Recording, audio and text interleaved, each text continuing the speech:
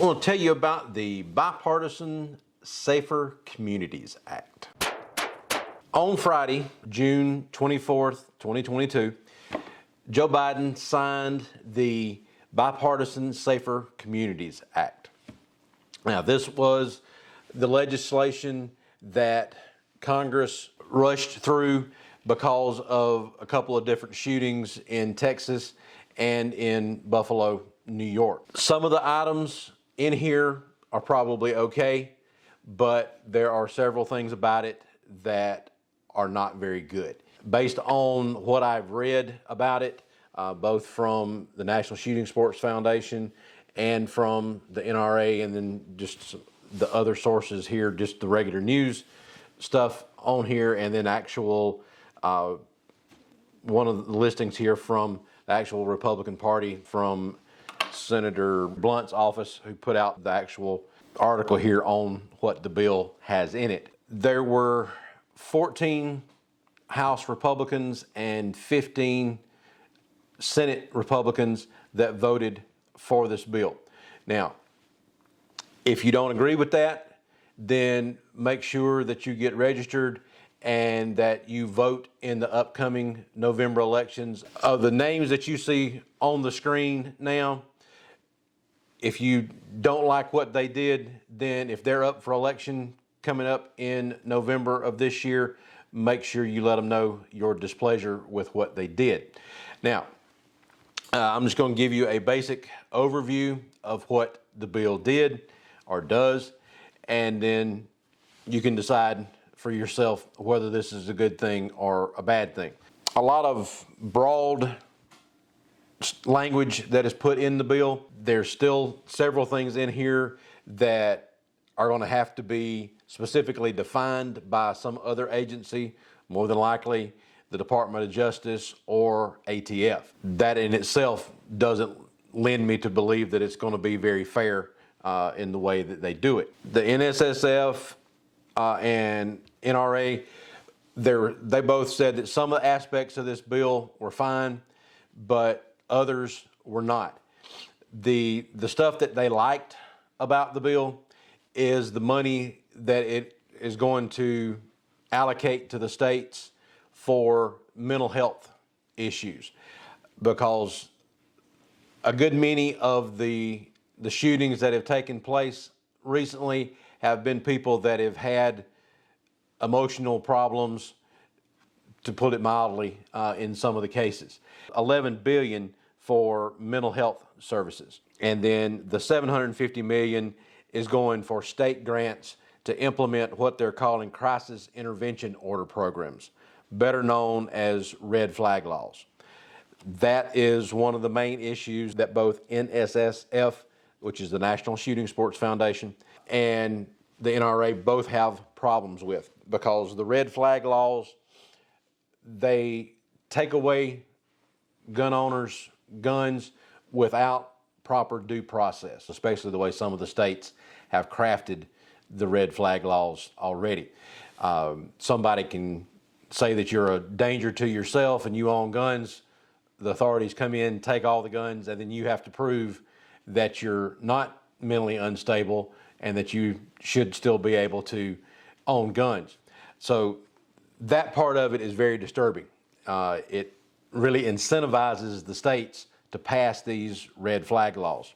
It's got $2 billion in there for community-based violence prevention initiatives. So that's probably a good thing there, and the mental health services are a good thing. But the other stuff about it that is not so great, you got the red flag laws. It expands background checks for people under 21 that are wanting to buy a long gun. So if you're 18 to 21 years old, now they're going to be able to go back and look at if there's any juvenile issues, if you got a record in when you're considered a juvenile, before they will allow you to have a gun. So that makes it harder for younger people than 21 to be able to get a gun, because it's going to lengthen out that background check that they have. even if nothing is wrong in your record, you've never done anything, it's going to take longer for you to get a gun. It has established what it says is the first ever federal criminal offense and penalties for straw purchasers.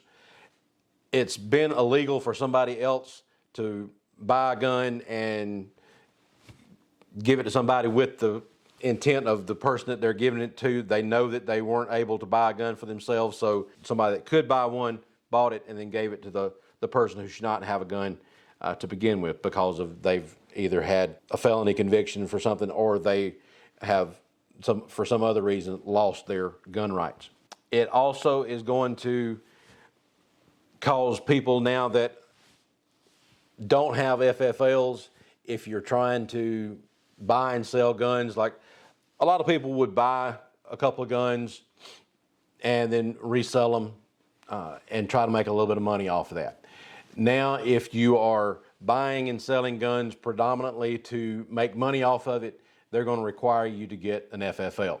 For somebody that's trying to make money off of it, that's probably not a bad thing. I've got my FFL, so I'm under a stricter standard to be able to buy and sell guns than somebody who doesn't have it and just tries to sell 2 or 3 guns to make a little bit of money off of it. That's one thing. If you're doing it pretty much as a business, then you need to get the FFL. It also defines what a dating relationship is. So now, if it's a relationship between the individuals who have recently had a continuing serious relationship of a romantic or intimate nature, that is defined as a dating relationship. And this goes toward the domestic violence charges.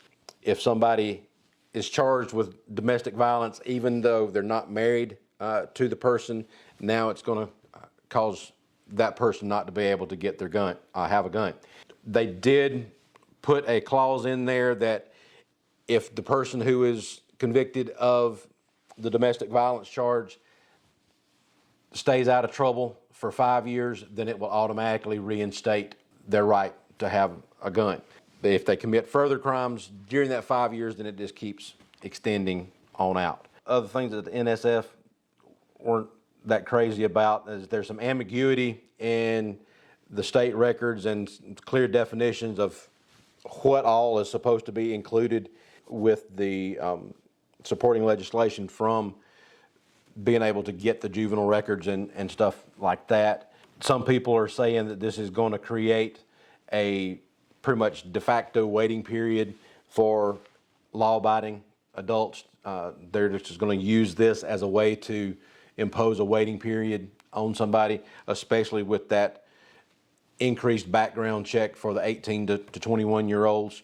There's probably a couple of good things that are going to come out of this. The increased focus on mental health issues, as long as that is getting communicated to the people that it needs to, so that it would block somebody that is mentally unstable from being able to have a gun.